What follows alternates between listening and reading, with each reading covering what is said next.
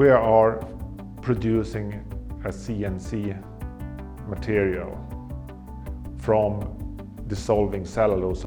There are crystalline parts on this cellulose chain that we want to have, but the rest of it that is amorphic, that is easily dissolved, is separated out from the process.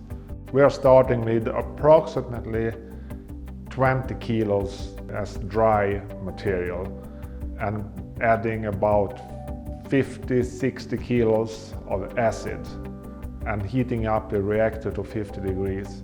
So we can say that from the material that is started, we have a yield about 3% of the material is our product.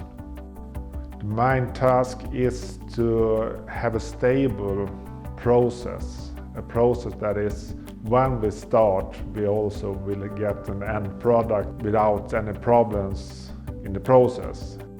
I hope it will work well for the batteries and electronic parts, because for me that sounds more exotic and exciting.